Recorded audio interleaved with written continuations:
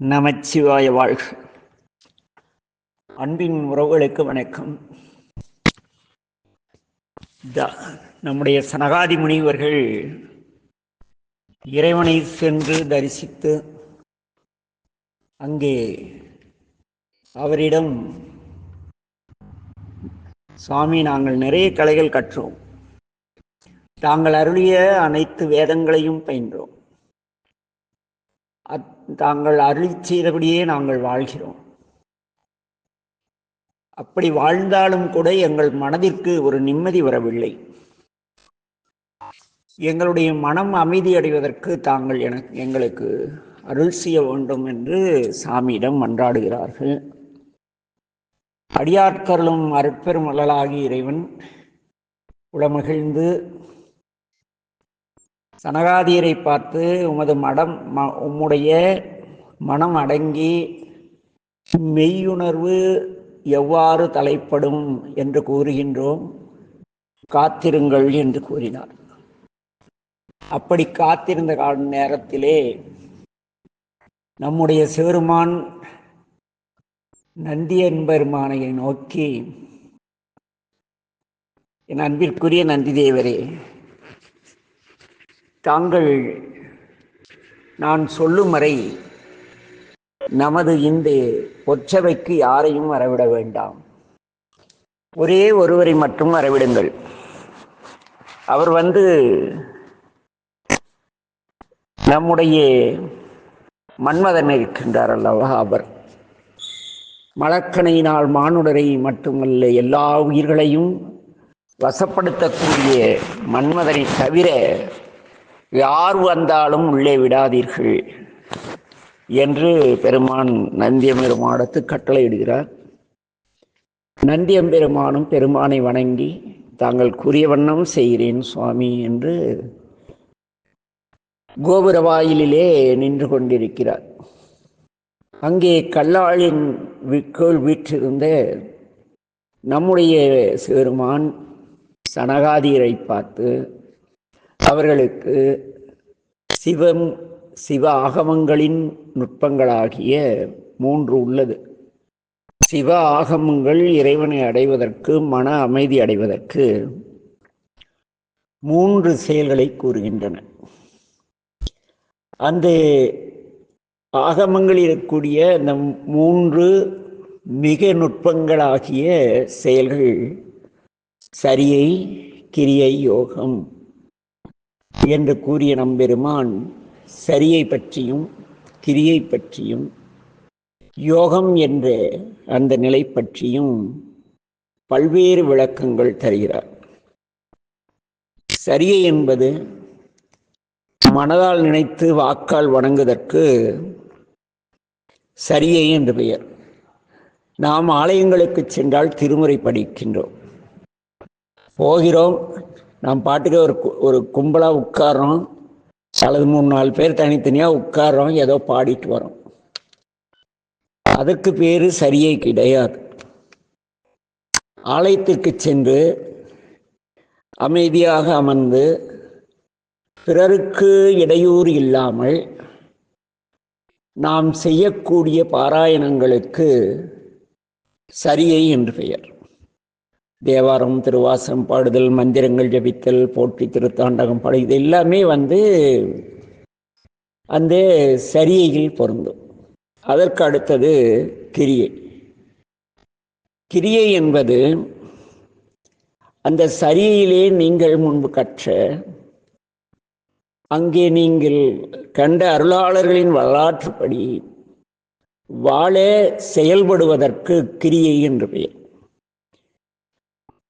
இளையான்குடிமாற நாயனார் வரலாற்றை படிக்கின்றோம். இளையான்குடிமாற நாயனாரை போல நாமும் நம்மை நாடி வரும் திருவேடம் தாங்கியவர்களுக்கு, நான் சொல்வது இன்றைய சம்பாவனை வாங்கி கொண்டு, தட்சணை வாங்கி கொண்டு, குரு தட்சணை நான் வேலை செய்யறதுக்கு கூலி தரேங்க அப்படின்ட்டு திருவேடம் அணிந்து கொண்டு நம் இல்லத்திற்கு நம்மை ஏமாற்றக்கூடிய திருவேடம் தாங்கிகளை கிடையாது. உண்மையாகவே சிவவேடம் தாங்கி எந்த பற்றுமின்றி தெருவிலே நிறைய பேர் செல்வதை பார்த்திருப்பீர்கள். அப்படிப்பட்ட அன்பர்களுக்கு நீங்கள் என்ன செய்ய வேண்டும்? அன்னம்பாளிக்கலாம். அமர்நீதி நாயனாரை போல ஆடை சரியான நல்ல ஆடை இல்லாத ஏழை எளியவர்களுக்கு நல்ல ஆடைகளை தரலாம்.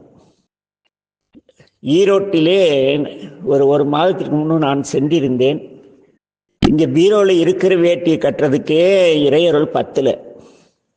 எங்கள் ஆலயத்திலே வழிபாடு ஏதும் இன்றி சாமி பாலாலயம் செய்யப்பட்டு இருப்பதால் ஆலயத்திற்கு செல்வதே சற்று வேட்டி அணிந்து செல்வதே கொஞ்சம் சிக்கலான. வெளியூர் சென்றால் மட்டுமே எழுகிறது. கிட்டத்தட்ட ஒரு 20 வேட்டி அடியனிடம் இருக்கிறது.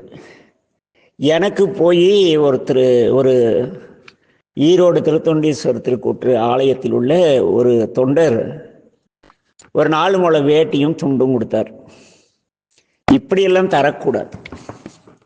ஏனெனில் மிகுந்திருப்பதற்கு தருவதை இறைவன் சொல்லவில்லை.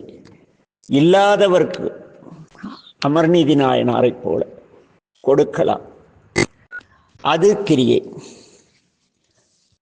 நாம் நம் ஆலயத்தில் உள்ள இறைவனின் திரு ஆடைகளை சுத்தமாக துவைத்து தரலாம். அது கிரியை.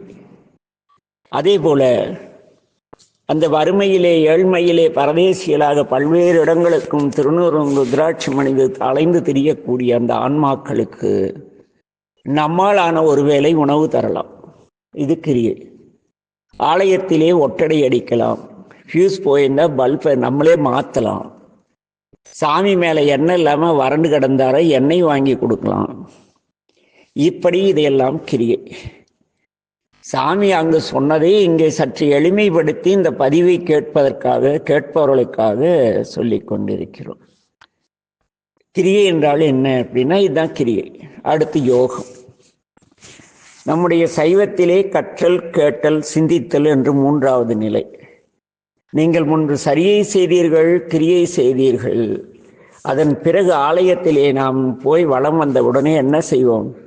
ஜபம் செய்வோம், அமைதியாக அமர்ந்திருப்போம்.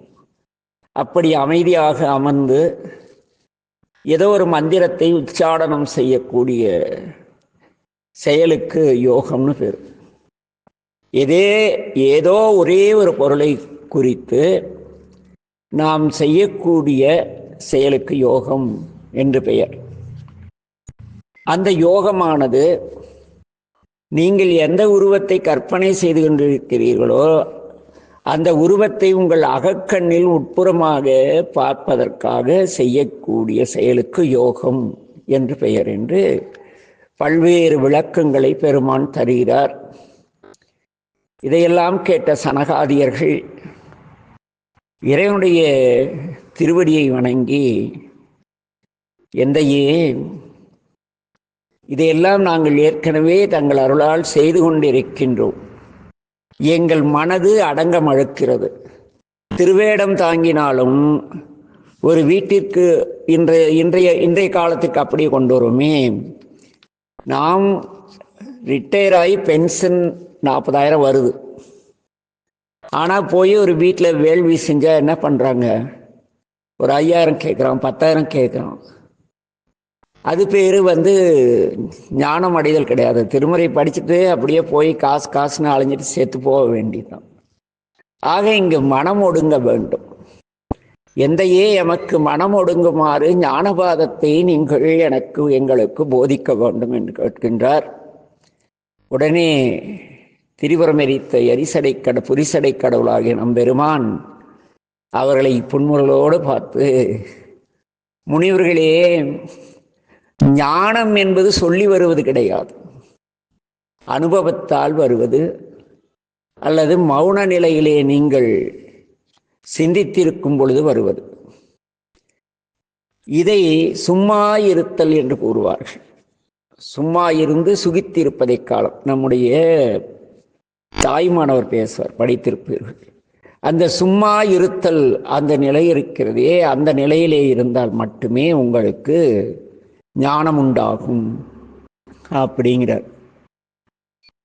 அவ்வளோதானா ஞானம் அடைதல் அப்படின்னு இவங்க நினைக்கக்குள்ள பெருமான் என்ன செய்தார்னா, தன்னுடைய அந்த சிறுவிரல், மோதிர விரல், நடுவிரல் மூன்றையும் நேராக பிடித்து இந்த ஆள்காட்டி விரலை வளைத்து கட்டை விரலிலே வைத்து அரவணைத்துக் கொள்வது போல முத்திரை காட்டுகிறார். காட்டியவுடனே அந்த சாமி என்ன செய்கிறார்? ஒரு கன நேரம் அப்படியே கண்ணை மூடி யோக நிலைக்கு சென்று விட்டார். என்ன அப்படி வீற்றிருக்கிறார்கள். அதன் பொருள் என்னவெனில், முதலிலே நாம் ஒரு செயல் செய்ய வேண்டுமோ சிவபெருமானின் திருவருளால் பெயரினால் நீங்கள் எந்த செயலை செய்தாலும் அதை பொருள் பெற்று கொண்டு செய்தால் ஞானம் உண்டாகாது. அன்பினால் செய்தால் மட்டும் அதனால் ஒரு ஞானம் உண்டாகும். பொருள் பெற்று கொண்டாலும் ஒரு ஞானம் உண்டாகும். அது அந்த ஞானம் அதனுடைய விளைவு பொருளீட்டலிலே பேராசை கொண்டு ஆலய கும்பாபிஷேகத்திற்கு கூட பணம் வாங்க ஆரம்பித்து விடுவோம். அவ்வளோ இழிநிலைக்கு கொண்டு போய் விட்டுரும். ஆக இங்கே முதலில் மாயையை நீக்க வேண்டும். பொருள் பொருள் பொருள் பொருள் பணம் பணம் பணம். கோயில் கும்பாபிஷேகம் பணம். ஞானசம்பந்தரும் நாவுக்கரசரும் இலவசமாக கொடுத்த திருமுறைகளை படிக்க பணம், திருவாசகம் படிக்க பணம். ஆயின்னு சோர் போட்டு பணத்துக்கு பேய அலையிறம் இல்லை, அதனால் ஞானம் கிடைக்காது. ஆக மாயை நீங்க வேண்டும். சுண்டு விரலை அவர் நிமித்ததற்கு காரணம். அடுத்தது மோதிர விரல். அது தங்கம் போடக்கூடிய தங்கம் காசு பணம் நகை அப்படி அலையிறது. அதே போல நகை என்பது இங்கே கழுத்திற்கணிவ ஆபரணங்களை மட்டுமல்ல, நமக்கு இருக்கக்கூடிய அந்த அருட்செல்வம் பெற்றதனால் வரக்கூடிய திமிர் இருக்கிறது அல்லவா. நான் எவ்வளோ பெரிய ஆளு என்ன பகைச்சிட்டேன் வெளியே போடாங்கிறது. அது மாதிரி நான் கற்ற கல்வியினால் வரக்கூடிய அதுவும் ஒரு பற்று, அது பொன்பற்று. ஏனால் அந்த பற்று வந்தால் நீங்கள் பணம் கேட்க ஆரம்பித்து விடுவீர்கள். அதை நீக்க வேண்டும். மூன்றாவதாக பார்த்தீர்கள் என்றால், அந்த நடுவிரல் நிமிர்ந்து அப்படி ஒரு கெத்தாக இருக்கும். நீங்கள் கையை நீட்டி பாருங்கள், நடுவிரல் ஆணவத்தோடு நிற்கும். அதனால் அதுக்கு ஆணவ விரல்னு ஒரு தலை நிமித்தி அப்படி முதுக வயிற்று நிமித்தி நிற்கும் அந்த விரல். அதுக்கு என்ன பேருன்னா ஆணவ விரல்னு பேர். ஆக பொருள் பற்று, பொன்பற்று, ஆணவம், இதை மூன்றையும் நீக்கி எவனொருவன் அமைதியாக திருவடியை சிந்திக்கின்றானோ அவனுக்கு ஞானம் உண்டாகும் என்று சாமி சொல்லாமல் சொல்கிறார். படிப்போம் அல்லவா. கல்லாளின் புடையம் வந்து கற்ற கேள்வி வல்லார்கள். இவங்க தான் இந்த சனகாதிய நாள் தான் கற்ற கேள்வி வல்லார்கள். கற்ற கேள்வி வல்லார்கள் நால்வருக்கும் வாக்கிறந்த பூரணமாய் மறைக்கப்பாளாய் எல்லாமாய் அல்லதுமாய் இருந்ததனை இருந்தபடி இருந்து காட்டி. இருந்ததனை என்ன? அமைதியா உட்கார்ந்த இடத்துல அப்படியே உணர்த்துறது. அதுக்கு தான் இருந்ததனை இருந்தபடி இருந்து காட்டி சொல்லாமல் சொன்னவரை நினையாமல் என்ன பண்ணும்? நினைக்கணும். மறந்ததானே நினைக்க. அது என்ன நினையாமல் நினைந்து? அவர் ஒரு வினாடி கூட மறக்கக்கூடாது. இமைப்பொழுதும் மின்னெஞ்சல் நீங்காதான் சொன்னால் மட்டும் போதாது. நீங்கள் பொருள் பறிக்கும் பொழுதும், பொருள் பறித்தல்னா என்ன? நால்வர் பெருமக்கள் இலவசமாக கொடுத்த திருமுறையை கூலி வாங்கிட்டு பணம் வாங்கிட்டு பேசினா கூட பொருள் பறித்தல் தான். அன்பால் கிடைத்ததை பணத்திற்கு விட்டால் அதற்கு பேர் பொருள் பறித்தல்னு பேர். என்ன அது? நீங்கள் சம்பாவனை, தட்சிணை எப்படி வேணாலும் சொல்லிக்கலாம், அது கிடையாது. ஆக இந்த மூன்றையும் நீக்கி இறைவனுடைய திருவடியை சரணடைந்து அமைதியாக இருந்தால் மனம் ஒடுங்கும். அப்பொழுது உங்களுக்கு சிவஞானம் உண்டாகும் என்று சாமி கூறியதை உணர்ந்த சனகாதியர் ஞானத்தில் இரண்டு, பரஞானம், சிவஞானம். பரஞானம்ங்கிறதே உலகத்தில் கல்யாணம் பண்ணி பொண்டாட்டி பிள்ளையை பெற்று பொண்டாட்டி கட்டி பிள்ளையை பெற்று ஊரெல்லாம் வதப்பட்டு பட்டறிவினால் வரக்கூடிய ஞானத்துக்கு பரஞானம்னு பேர். சிவஞானம் என்பது நீங்கள் பல்வேறு திருமுறைகளை கற்று அத்திருமுறையில் அந்த அருளாளர்கள் வாழ்ந்த வண்ணம் பிறருக்கு அன்பினால் உதவி, அன்பினால் செயல் செய்து, அன்பினால் கும்பாபிஷேகம் செய்து, அன்பினால் கிரக பிரவேசம் செய்து, இப்படியெல்லாம் அன்பினால் ஒரு தொழிற்சாலையோ ஏதோ தொடக்க விழா செய்து, அந்த அன்பினால் இந்த திருமுறைகளை கொண்டு செல்வதற்கான பக்குவ நிலை வருவதற்கு சிவஞானம் அப்படின்னு பேர். இது அனுபவ அறிவால் கிடைப்பது.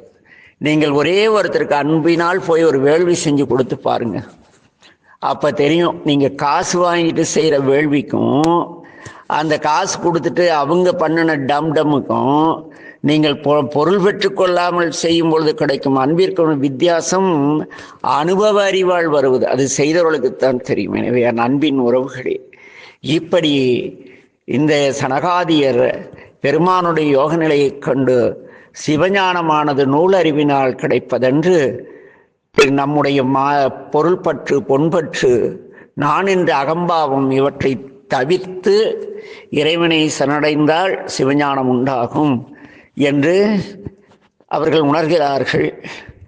அதே நிலையிலே என்ன ஆயிடுச்சு, அவர்களும் அதே போல அமைதியாயிட்டாங்க. சிவஞானம் உண்டானால் நீங்கள் அமைதி அடைந்து விடுவீர்கள்.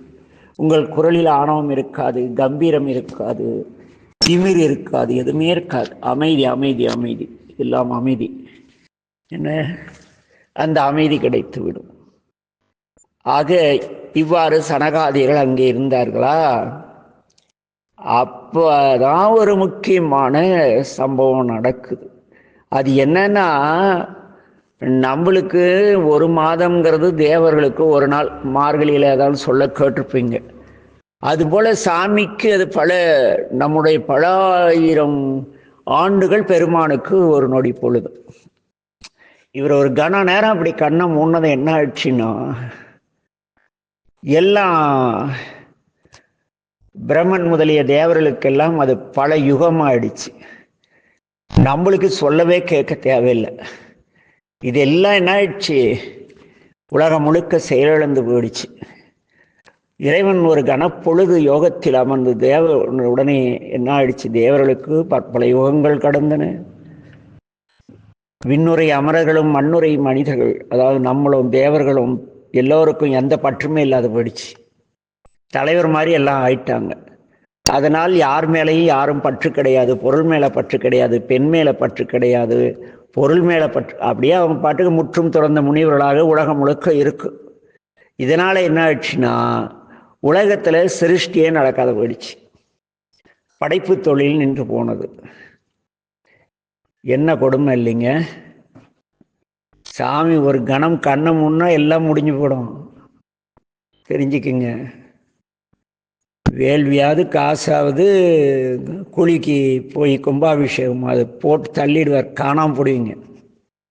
அதனால் கொஞ்சம் எச்சரிக்கையோடு இருக்கணும் இறைவன்கிட்ட. அங்கே என்ன ஆயிடுச்சு, இந்த உலக காரண கடவுள் கண்ணுதற் கடவுளே என்பதை இந்த ஒரு கண தியானம் உணர்த்துகிறது. இப்படி உலகமெல்லாம் கஷ்டப்பட்டுட்டு இருக்கப்ப இந்த சூரபத்மன் ஆடுறான். இருட்டில் எவ்வாறு தீயவைகள் தீயவர்கள் நடமாடுகிறார்களோ அதுபோல இந்த சூரபத்மன் இறைவனிடம் கடும் தவம் இருந்து வரம் பெற்ற பிறகு அவன் பெரும் வரம் அற்புதமானது. அவன் தீயிலே நின்று தவம் செய்கிறான். நம்பெருமான் காட்சி தந்து என்ன வேண்டும் கேள் என்கிறார். சாமி, இந்த உலகத்தை அல்ல, இந்த பிரபஞ்சம் முழுக்க நான் ஆட்சி செய்ய வேண்டும். தேவர்களும் அசுரர்களும் எல்லும் மனிதர்களும் எல்லாம் அந்த உலகம் முழுக்க எனக்கு அடிமையாக இருக்க வேண்டும். நான் அரசனாக இருக்க வேண்டும். எனக்கு மரணம் என்று வந்தால் தங்களுக்கு பிறக்கும் மகனால் வர வேண்டும். நம்மால் கேட்டதை கொடுக்கறது இல்லையா? சரிப்பா சூரபத்மா, அப்படியே நடக்கணும்ட்டார். இப்படி இருக்கக்குள்ள இந்த தேவேந்திரன் என்ன பண்ணா, அந்த அமராவதி பொன்னுலகை விட்டு இந்திராணியோடு பூமிக்கு வந்து திருக்கையிலை அடைந்து கைலாசநாதரை தேடுகிறார். நம்முடைய ஆள் காணோம். எங்கடா போயிட்டார் பெருமானா. இவர் யோகனிஷ்டையில் அமைதியாக உட்கார்ந்துட்டார், ஒரு துறவியாக அப்படியே இருக்காரு.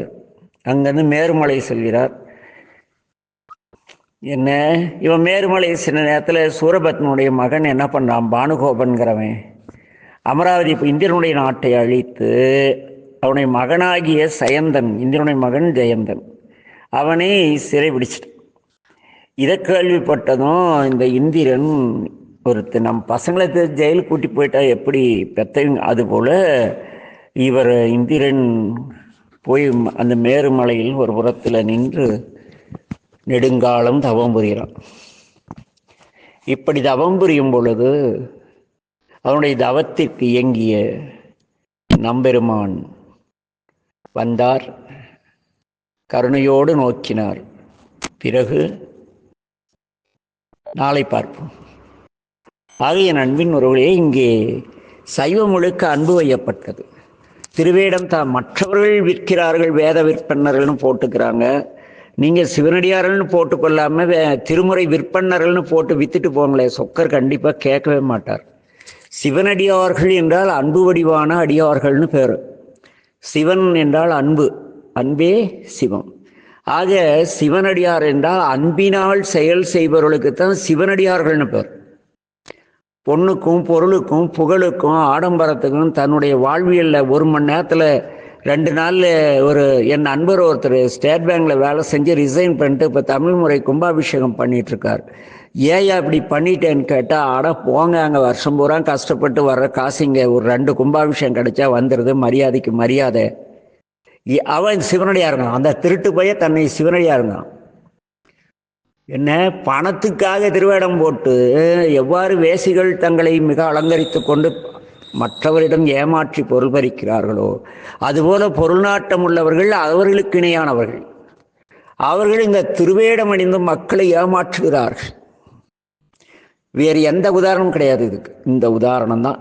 ஏனெனில் இறைவன் நல்லவர், சிவனடியார்கள் அன்பானவர்கள். ஒருவன் துன்பத்திலிருந்தால் அன்பினால் போய் அவங்களுக்கு வேள்வி செய்து அவங்க துன்பத்தை போக்குவார்கள். ஆலயத்தில் ஒரு உளவாரம் என்றால் அன்பினால் சென்று செய்வார்கள். சோறு போட்டு தங்க இடம் கொடுத்தாலும் போக மாட்டாங்க. இவங்கெல்லாம் வேடந்தாங்கிகள், அவ்வளோதான். திருவேடத்தை நினைவூட்டக்கூடிய, எப்படி அங்கே ஒரு ஊர்மன் மேலெல்லாம் வர புகழ்ச்சோழர் போய் வண்ணானை வணங்கினாரோ அந்த கேஸை நம்ம இவங்களை வணங்கிட்டு இருக்கோம். ஏனெனில் நாம் பெரியபுராணம் படித்தவர்கள். ஆனால் இவங்க என்ன பண்ணுறாங்கன்னா, விற்கிறாங்க, கூவி கூவி விற்கிறான். தீட்சை விற்கிறான், கும்பாபிஷேகம் விற்கிறான், புதுமனை புகுவிழா விற்கிறான், கல்யாணம் விற்கிறான். திருமுறை எங்கெங்கடா விற்பீங்க?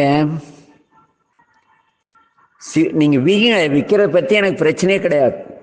திரு சிவனடியார்கள் என்று சொல்லி வித்தால் அந்த சிவனடியார்கள் என்ற பதத்திற்கு இழுக்கும்.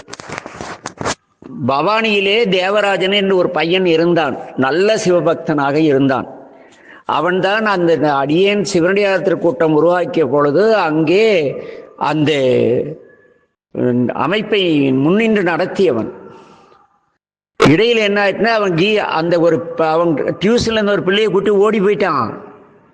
அன்னைக்கு அந்தியூர் வரேன், அந்தியூர்ல வார வழிபாட்டு மன்றம்னு ஒரு அமைப்பு, அருமையா தொடர்ந்து வாரம் தராமல் இறைவன் திருமுறைகளை பாடி வந்தவர்கள். அதிலே ஸ்ரீரங்கன் என்ற ஒரு அண்ணா, அவரிடம் அரும்பாடுபட்டு சொல்லி அந்தியூரில் சிவனடியார் அந்த வார வழிபாட்டு மன்றம் சிவனடியார் செல்லீஸ்வரர் சிவனடியார் திருக்கூட்டம்னு வழங்கிக்கிட்டு இருந்தது. இந்த திருட்டு பையன் அந்த பிள்ளையை கூட்டிகிட்டு ஓடுனது என்ன ஆயிடுச்சுன்னா, அந்த ஐயா சொன்னாங்க, சாமி இந்த சிவனடியார்னு மிக உயர்ந்த பதம், நம்ம இதுலேயும் இளம் பையன்கள் பிள்ளைகள் இருக்காங்க, யாராவது இந்த தேவராஜன் மாதிரி அவனையாவது பிள்ளைங்களை கூட்டிகிட்டு ஓடிட்டா, சிவனடியார் பிள்ளையை கூட்டிகிட்டு ஓடிட்டான்னு சிவனடியார் என்ற பதத்திற்கு இழுக்கு. ஆகவே இந்த வழிபாட்டு மன்றம் மீண்டும் வார வழிபாட்டு மன்றமாக இருக்கட்டும்னு சொல்லி அவர் அதே மாதிரி வார வழிபாட்டு சிவனடியார் திருக்கூட்டம் என்னவா மாறிடுச்சு, மீண்டும் வார வழிபாட்டு மன்றமாக மாற்றி. அவர் தொண்டர், அந்த ஸ்ரீரங்கன் தொண்டர்னு வைங்களேன். ஏன்னா சிவனடியார் என்ற பதத்திற்கு இழுக்கு நேரக்கூடாது என்று உண்மையாக விரும்பியவர். ஆனால் அந்த சிவனடியார் பதத்தை வச்சுட்டு நாம் பொண்ணுக்கும் பொருளுக்கும் ஆசைப்பட்டா இறைவன் மன்னிக்க மாட்டார், காலம் தண்டிக்கும். ஏனெனில் நம்பெருமான் ஆடை விட்டு தான் யானை கிழிச்சார். யானை முழுங்கினதும் உள்ள போய் தான் கிழிச்சார் இல்லையா? திரிபுர அசுரர்களுக்கு வரம் கொடுத்து தான் அளித்தார். நமக்கு எல்லாம் கொடுத்துட்டு இருக்காருன்னு நினச்சி சுந்தரருக்கு எவ்வளோ கொடுத்தார்? 2 கல்யாணம் பண்ணி வச்சு கண்ணை கொடுங்க தெருவில் நிறுத்தினார். நீங்கள் வீங்க, திருமுறை வீங்க, எதை வேணாலும் வீங்க, எங்கே வேணாலும் எவ்வளோ வேணாலும் விற்றுக்குங்க. ஆனால் சிவனடியார் என்ற பெயரில் விற்காதீர்கள். திருமுறை விற்பன்னர், அந்த பிராமின்ஸ் போட்டுவானுங்க வேத விற்பன்னர். அப்படி திருமுறை விற்பன்னர்னு போட்டு போவே, நீ என்ன ஓதுவார், நீ என்ன அங்கே சிவனடியார்னு போட்டு திருமுறை வித்துட்டுறீங்க, காலம் தண்டிக்கும். இந்த கந்தபுராணம் தெளிவுபடுத்துவதற்காக திருவருள் நான் இதை இந்த 3 நாட்களாக போட்ட பதிவெல்லாம் நீக்கிட்டேன். இது மாதிரி ஏதாவது நுழைச்சிருவோன்னு. ஆனாலும் கூட காலத்தின் கட்டாயம் இறைவன் இதை நினைவூட்ட வேண்டும். சிவனடியார் என்ற பெயரை வைத்துக்கொண்டு அன்பு கூர்ந்து அன்பான அடியார் அப்படிங்கிற பெயரை வச்சுக்கிட்டு என்ன ஒரு கல்யாணத்துக்கு ஒருத்தர் போனார், 10,000 எதிர்பார்த்தாலாம், 5,000 தான் கொடுக்குறான், உருப்பிடுவானான்ட்டு வரான். திருவேடம் போட்டுட்டு ஒருத்தன் திருட்டு போய் ஈரோட்டில். அடியார்களெல்லாம் இங்கே இழுக்குப்படுத்தலை. அடியார்கள் மெய்த்தொண்டர்கள் 1000 பேர். திருநள்ளாறில் ஒரு ஐயா கோவிந்தசாமின்னு சனிக்கிழமான கிட்டத்தட்ட ஒரு 1000 பேருக்கு இலவசமாக சூடான மிளகு பொங்கலும் சட்னி தர அவங்களையெல்லாம் சொல்ல. இந்த சிவனடியார்னு போட்டு திருமுறைகளை விற்கிறாங்க இல்லையா வியாபாரிகள், அவங்கக்கிட்ட நான் கேட்டுக்கிற பணிவான ஒரு வேண்டுதல் தான் இது. திருமுறை விற்பன்னர்னு போட்டுங்க, வேத விற்பன்னர், வேள்வி விற்பன்னர்னு போட்டு வித்துட்டு பொழைச்சிட்டு போங்களே. ஏன் இந்த உயர்ந்த சிவனடியாருங்க பதத்தை உபயோகிச்சு ஏன் இப்படி பண்றீங்க? சிந்திங்க. பண நோக்கம்னா திருமுறை விற்று தான் சம்பாதிக்கணும்னு ஆசைப்பட்டீங்களா? திருமுறை விற்பன்னர்னு போட்டுங்க, திருவேடம் போடாதீங்க. திருவேடம் போட்டால் உங்களை சிவனடியாருங்களாம். அந்த அடியார் பதத்துக்கு இழுக்கு. திருந்துங்க. நமச்சிவாய வாழ்க.